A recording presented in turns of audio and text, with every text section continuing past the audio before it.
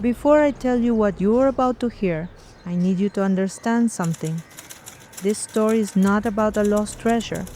It's about what happens to the human brain when you promise yourself you'll find it. Georg Stein, 64 years old, former German soldier, World War II survivor, prisoner of war in Uzbekistan, father of four, a man who survived everything the 20th century could throw at him, who in August 1987 walked alone into this forest, picked up a dissection scalpel, and opened his own abdomen. Multiple cuts, surgical precision. The police ruled it suicide. The press called it murder. His own son was never sure what to believe. But when I went back through the evidence, I reached a different conclusion. Georg Stein wasn't killed by a secret organization. He was destroyed by something far more powerful. A ghost. An object that had ceased to exist 42 years earlier. That cost him everything anyway. To understand how a piece of art can destroy one life or 100 lives, you first need to know what it was. Because what I'm about to show you about the Amber Room completely changes the question. It's not, where is it? It's, why can't we stop looking? The eighth wonder, what the Amber Room actually was. The year is 1701. The place is Berlin. King Frederick I of Prussia wants something no one has ever built before. Not a painting, not a sculpture, an entire room made of amber. The design is by sculptor Andreas Schlüter. The execution by Danish master craftsman Gottfried Wolfram, assisted by the masters Schacht and Thurau from Danzig. Years of work, hundreds of kilos of fossilized resin from the Baltic Sea. Carved, polished, assembled piece by piece. Imagine this. You walk into a room. The walls aren't stone or wood. They are translucent amber, smoky topaz, honey, pale lemon, lit from behind by 565 candles. The flames bounce off gold leaf placed behind the panels. The walls literally burn. If you lean close, the heat of the candles releases a scent of pine and sap, like ancient incense. If you reach out and touch the wall, it isn't cold, like marble. It's warm. 24 Venetian mirrors multiply the brilliance to infinity. You see your own reflection repeated 100 times inside the golden fire. Tsar Peter the Great of Russia visited Berlin and saw this room. He wrote to his family calling it the amber cabinet I have so long desired. In 1716, Frederick I's son, nicknamed the Soldier King, a man who valued armies over art, decided to give it away. The price he negotiated with the Russian Tsar was this: the most astonishing room in Europe, in exchange for 55 Russian grenadiers over 6 feet tall and a wooden lathe. That is the kind of story that tells you everything you need to know about value and power. Peter the Great brought it to St. Petersburg. Empress Elizabeth expanded it. Architect Bartolomeo Rastrelli transformed it from a small cabinet into a 96 square meter hall.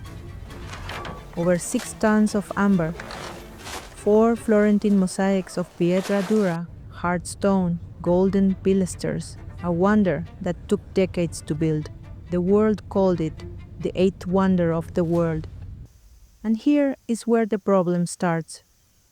Because amber is not a stone, it's fossilized resin, an organic polymer, a living material that reacts to heat, to light, to oxygen. Over time, it develops a phenomenon called crazing, a microscopic network of cracks that penetrates to the core and destroys it from within. The central heating, installed in the Catherine Palace in the 20th century, accelerated that process. By 1941, the most admired room in Europe was, as chief curator, Anatoly Kuchumov documented, bone dry, so fragile that a German soldier couldn't afford to touch it. But that wasn't going to stop the Nazis. What is about to happen at the Catherine Palace in 1941 is the moment everything begins: the theft, the lie, and the addiction that will destroy dozens of lives, including that of a man who at this moment is 18 years old and doesn't yet know the Amber Room exists. Act 2. The Terrified Father, Anatoly Kuchumov and the Failure of 1941. June 22nd, 1941. 3 a.m. Hitler launches Operation Barbarossa. 3 million German soldiers flood into the Soviet Union.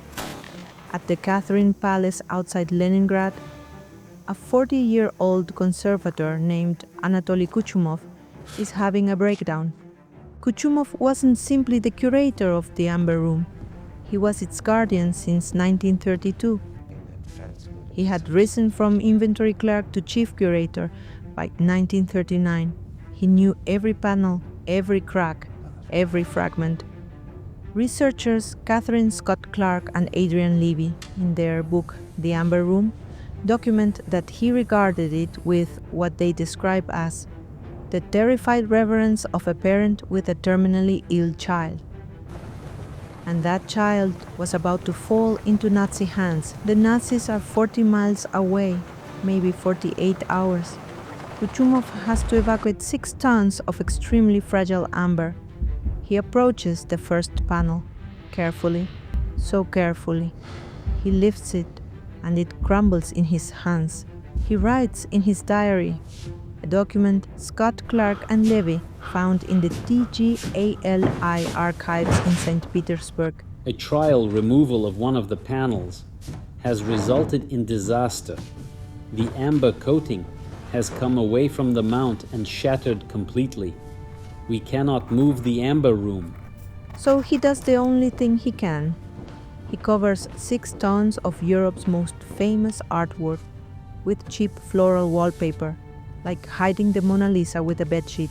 Before being evacuated, he walks through the palace one last time. He cuts fabric samples from the curtains. He collects 28 amber fragments that have fallen from the walls. He puts them in his leather briefcase to remember the decorative scheme he swears he will return to.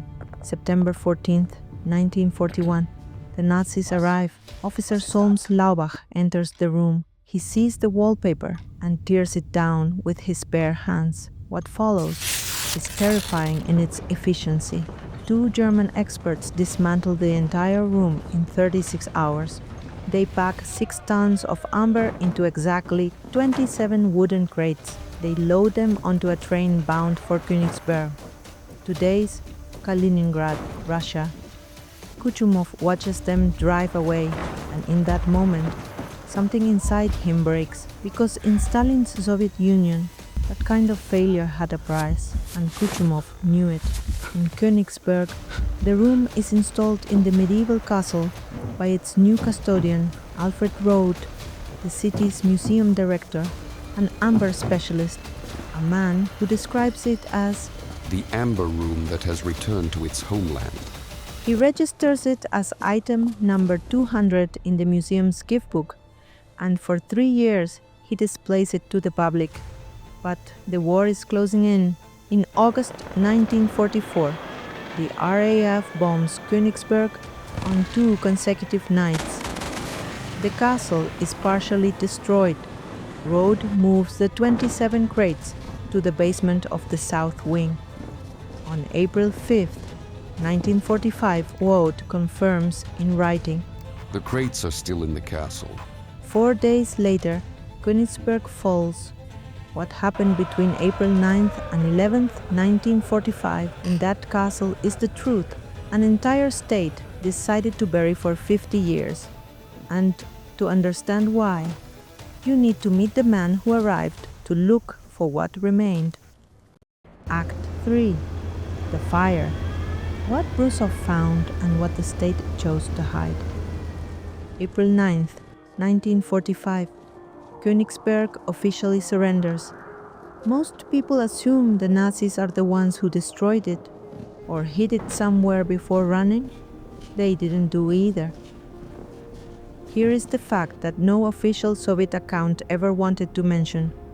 Paul Feyerabend was the manager of the Blutgericht restaurant, located in the castle's basement.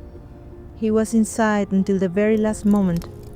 When the Soviets arrived, he hung a white flag and personally handed the building over to a Russian colonel. His testimony, documented by Scott Clark and Levy, is precise.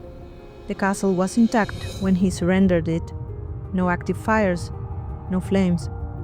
April 9th, 11:30 p.m. Feyerabend surrenders the castle. Intact. April 10th, early hours. First fires break out in the north wing, under Soviet custody. April 10th, morning. The Knights Hall burns completely. German researcher and filmmaker Maurice Philippe Remy, in his work Mythos Bernstein-Zimmer, documents that General Yuri Gusev, deputy chief of Russian military intelligence, confirmed to journalists in 1992 that the Soviet state always knew the truth, not just that the room had burned, but how. Admitting that Red Army soldiers, in the middle of celebrating victory, may have started that fire through negligence would have been a catastrophic embarrassment for the Soviet Union. So they chose another option: silence. In June 1945, Professor Alexander Brusov arrives at the castle with the mission of finding the Amber Room, and what he finds leaves no room for doubt. Copper hinges with the original Russian design, compatible with the 1941 transport crates, iron straps blackened by fire, and beneath 3 layers of ash, the burned remains of 3 of the 4 original Florentine mosaics, so destroyed that when Brusov touches them, they disintegrate into a cloud of dust. Brusov writes his report and sends it to the Soviet government. The Amber Room was destroyed by fire between April 9th and 11th, 1945. The case, for him, was closed. But here is where the story gets complicated, because Brusov also interrogated Alfred Roth, the last German custodian. Roth signed a confession confirming the crates were in the castle until April 5th. Technically, that supported Brusov's conclusion. But Roth also mentioned an underground hiding place, the Hof bunker, and he personally led Brusov there. Inside the bunker, among paintings and minor sculptures, Roth did something that Brusov recorded in his diary. He disappeared from the sight of his captors for several minutes. When everyone was leaving, he simply reappeared. What did he do in those minutes? Nobody knows. You can't hide 27 crates of amber in a few unsupervised minutes, not even close. But something smaller could disappear, something that fits in a coat pocket. Roth died in December 1945, the day before a second interrogation by the Soviet secret police, the NKVD. Official cause, typhus, in the middle of an epidemic. When the Soviets went to confirm the death, they found the graves empty. No bodies, no doctor who had signed the certificates, no one left to answer questions. Roth took his secrets to the grave, or wherever he ended up.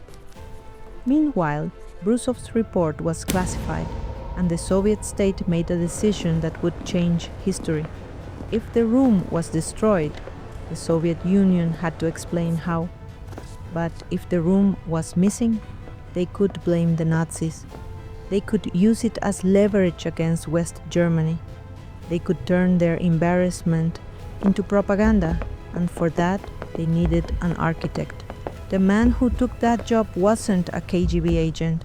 It was Anatoly Kuchumov, the same conservator who had failed to evacuate the room in 1941, the same man who kept 28 amber fragments in a leather briefcase, and who would carry that guilt to his grave. Act 4, The Ghostmaker, Kuchumov and the Architecture of the Lie. Anatoly Kuchumov reads Brusov's report and understands exactly what it means. If the room was destroyed and he failed to evacuate it in 1941, the chain of responsibility points directly back to him. In Stalinist Soviet Union, that wasn't a career problem. It was a survival problem. So Kuchumov makes a choice. He travels to Königsberg in March 1946, officially to review the investigation. In practice, to begin a systematic effort to discredit Brusov's report. Remy documents in Maitos Bernstein Zimmer that Kuchumov prepared what he called cheat sheets for interrogators, guides designed to extract from witnesses not what they remembered, but what Kuchumov needed them to say. Active forensic manipulation?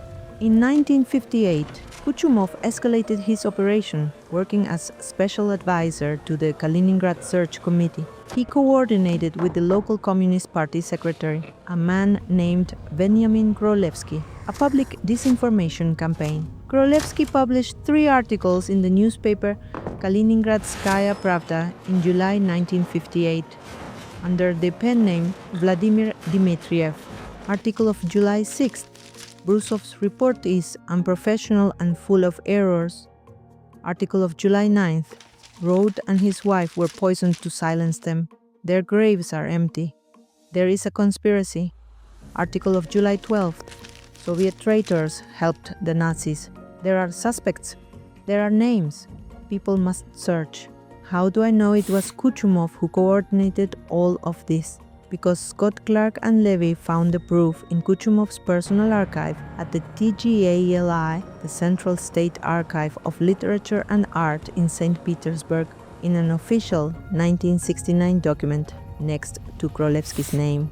Kuchumov had written in pencil, alias Vladimir Dmitriev. It wasn't a KGB agent who manufactured the mystery of the Amber Room. It was a conservator, terrified by his own guilt, and it worked. The world didn't ask for proof, it asked for shovels. Treasure hunters flooded Kaliningrad. Journalists from across the world covered the mystery. The Soviet state had its perfect propaganda tool. Kuchumov received the Lenin Prize in 1986, the highest civilian honor in the Soviet Union, for his creative work.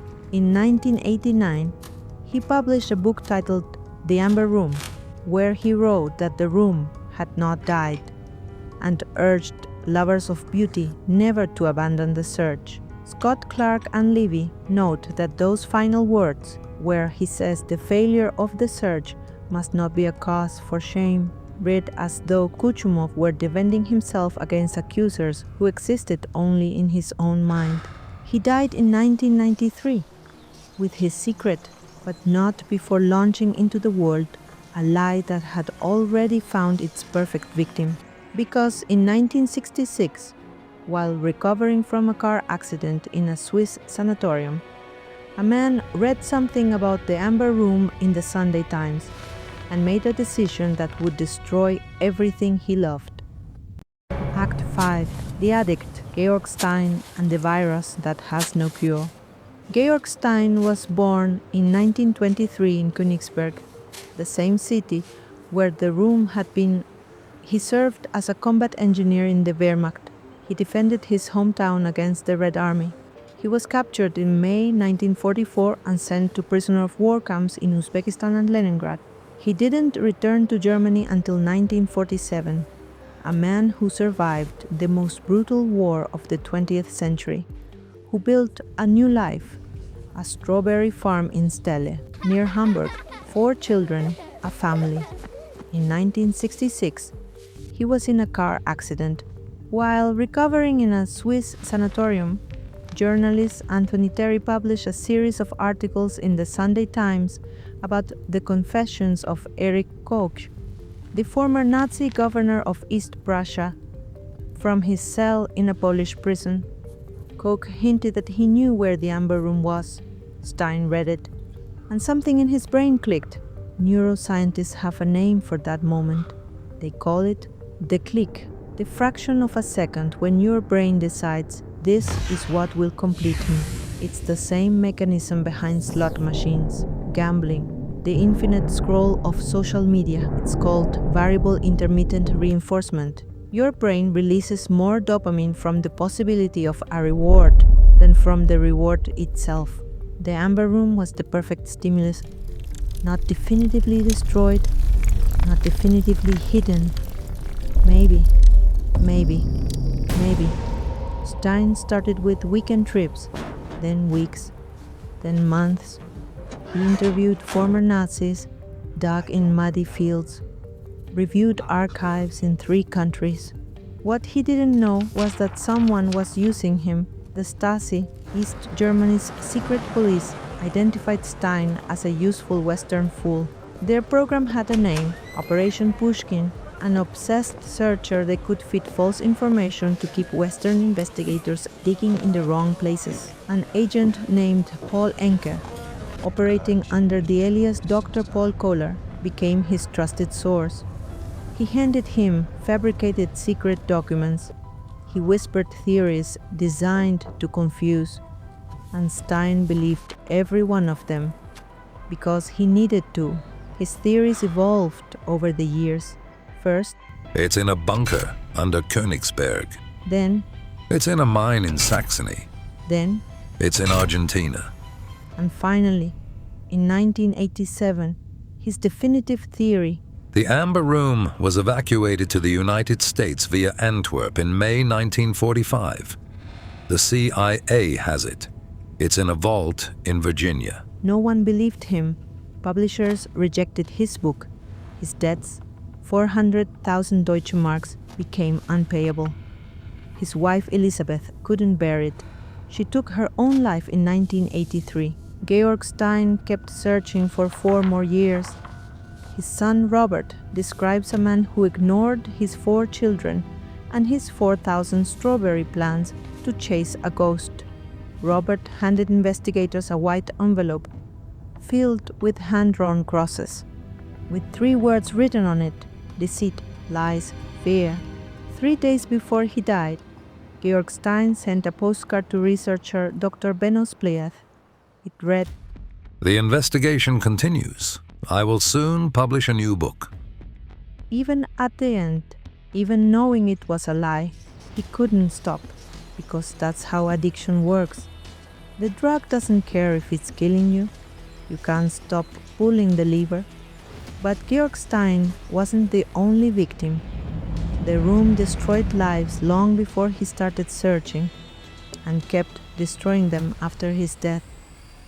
The media called it the curse of the Amber Room. I call it something else. Act 6. The body count, the lives the ghost took. The media called it the curse of the Amber Room. After going back through the evidence, I came to a different conclusion. It wasn't a curse. It was the cost of inconvenient truth in a system built on lies. Alfred Roth, museum director of Königsberg, died in December 1945, the day before a second NKVD interrogation. Official cause: typhus. His remains were never found. The doctor who signed the death certificates disappeared without a trace. Paul Encke, Stasi colonel. The agent who fed Georg Stein fabricated documents for years, died in December 1987, 3 months after Stein. Official cause: heart failure, age 63. Convenient. General Yuri Gusev, Deputy Chief of Russian Military Intelligence, the GRU. In 1992, he told a journalist something dangerous, that the Soviet state had always known the room was burned. Weeks later, he died in a car accident in Moscow. His GRU colleagues said he was assassinated. The pattern is clear. Everyone who got too close to admitting the truth stopped. Brusov's evidence was clear. It was published. It was available, but Kuchumov spent years discrediting it, and people believed him. Here's the question I can't shake. Why does a discrediting campaign work better than the evidence itself? The answer isn't in the history, it's in the neurology. When I lay it out for you, you're going to recognize the same mechanism in something you probably did today. Act 7. The forensic truth. Why the lie always wins. Psychologists call it the ambiguous evidence paradox. It works like this. If you say, the Amber Room was destroyed, here is definitive proof. People accept it and move on. If you say, the Amber Room is definitely in Argentina, you search Argentina, don't find it, and move on. But if you say, maybe it was destroyed, or maybe it's hidden somewhere, the brain gets trapped in an infinite loop because there is always room for maybe.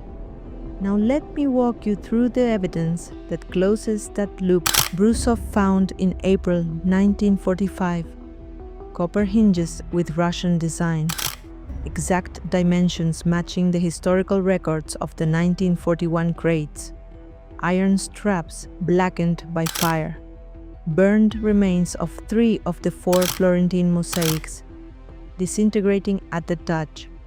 In 1997, the 4th missing mosaic, titled Touch and Smell, miraculously surfaced in Bremen, discovered in the possession of a German officer's son. The international media erupted in celebration. Headlines proclaimed it as the ultimate, undeniable proof that the Amber Room had somehow survived the flames of 1945. But the forensic truth is far colder.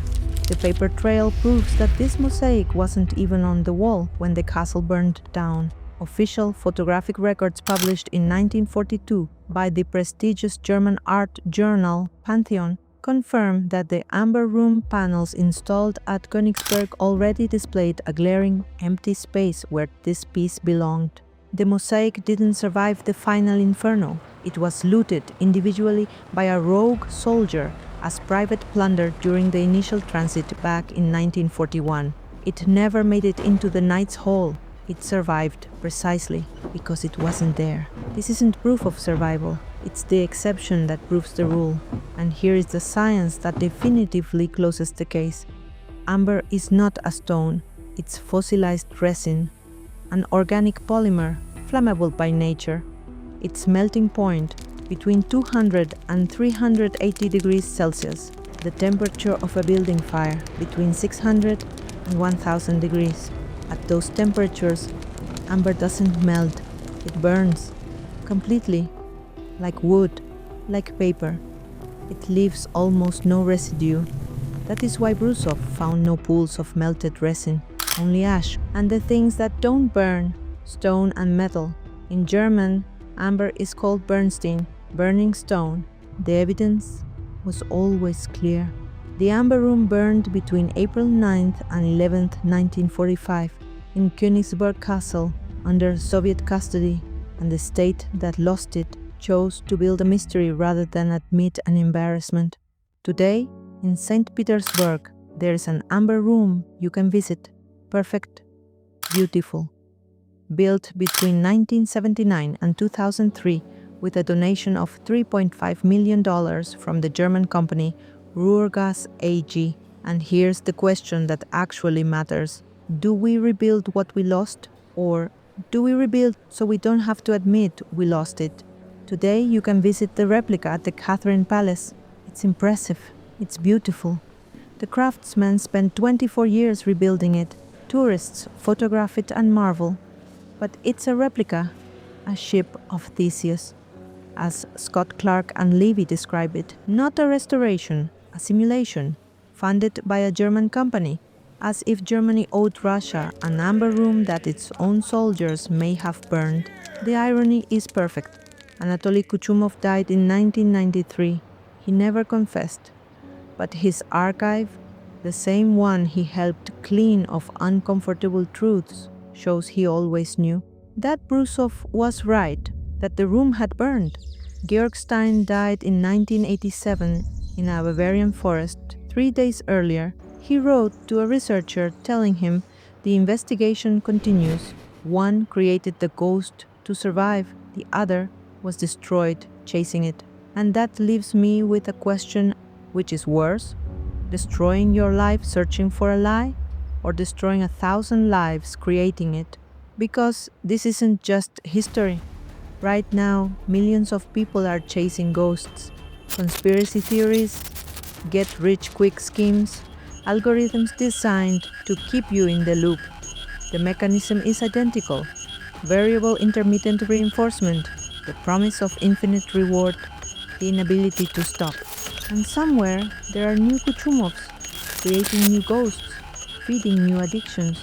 Of the original Amber Room, all that survives is this: a fragment in a display case in the Catherine Palace. The placard reads, "Original fragment, 1941. Everything else is a ghost." If you want to see where obsession leads next, subscribe.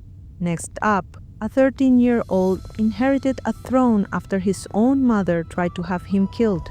He spent the rest of his life building an army that could never betray him. 8,000 soldiers made of clay. The chamber at the center of his tomb has never been opened. Not once in 2,200 years. See you in the shadows.